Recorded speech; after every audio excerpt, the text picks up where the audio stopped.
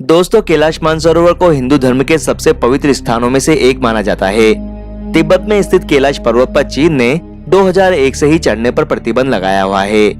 हालांकि 1990 से लेकर 1996 के बीच चीन के वैज्ञानिकों ने कई बार इस पवित्र पर्वत पर चढ़ने और उसके रहस्यों को जानने की कोशिश की थी, लेकिन जब चढ़ाई करने में चीन असफल रहा तो उन्होंने हेलीकॉप्टर के जरिए भी इस पर्वत की चोटी पर पहुंचने की कोशिश की थी।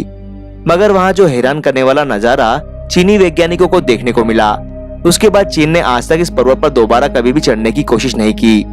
तो आज हम आपको चीनी वैज्ञानिकों द्वारा कैलाश पर चढ़ने और हेलीकॉप्टर उतारने की कोशिशों से जुड़े ऐसे रहस्यों के बारे में बताने जा रहे हैं जिनके बारे में पहले आपने कभी नहीं सुना होगा।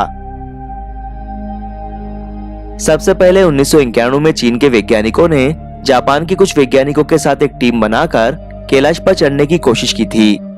इस चढ़ाई का स्थानीय तिब्बती निवासियों ने काफी विरोध किया था, क्योंकि हिंदू और बौद्ध दोनों ही कैलाश को बेहद पवित्र धार्मिक स्थान मानते हैं। कैलाश पर चढ़ने के दौरान चीन और जापान के वैज्ञानिकों को खराब मौसम के साथ साथ भयानक हिमस्खलन का सामना करना पड़ा, जिसमें सभी 17 वैज्ञानिकों की मौत हो गई थी। कहा जाता है कि इसके बाद 1996 में चीन के वैज्ञानिकों ने हेलीकॉप्टर के जरिए भी कैलाश पर उतरने की कोशिश की थी, मगर ये कोशिश भी नाकाम रही। चीनी मीडिया रिपोर्ट्स के मुताबिक शुरुआत में वैज्ञानिकों को कैलाश के बेहद मनमोहक और सुंदर नजारे देखने को मिले, मगर जैसे जैसे वो ऊंचाई की ओर बढ़ते गए उनका सामना ऐसे ऐसे खतरों से हुआ जिन्होंने उनकी रूह तक कपा दी थी। कहते हैं कि कुछ ऊंचाई पर हेलीकॉप्टर के पहुंचते ही कैलाश पर मौसम में अचानक बदलाव होने लगा और भयानक बर्फबारी के बीच हिमस्खलन होते दिखाई देने लगे।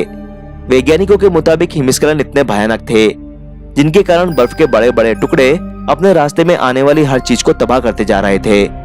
बादलों के बीच भयानक बर्फबारी लगातार हो रही थी और जबरदस्त बिजली भी चमक रही थी, जिससे हेलीकॉप्टर को कंट्रोल करने में काफी दिक्कत आ रही थी। ऊंचाई बढ़ने के साथ ही वातावरण में ऑक्सीजन लेवल भी कम होता गया, जिसके कारण हेलीकॉप्टर के इंजन अपनी पूरी क्षमता के साथ काम नहीं कर पा रहे थे। चीनी वैज्ञानिकों के मुताबिक कैलाश पर सभी दिशाएं आकर मिलती है, जिसके कारण उन्हें भयानक दिशा भ्रम का आभास होने लगा। उन्हें सारे रास्ते एक ही ओर जाते हुए दिखाई देने लगे। जैसे जैसे वो उस पर्वत की ओर बढ़ते गए जिस पर आज तक कोई नहीं चढ़ सका, तो उनका दिल तेजी से धड़कने लगा और कमजोरी महसूस होने लगी। वैज्ञानिकों के मुताबिक उन्हें डर लगने लगा और वापस जाने के ख्याल मन में आने लगे।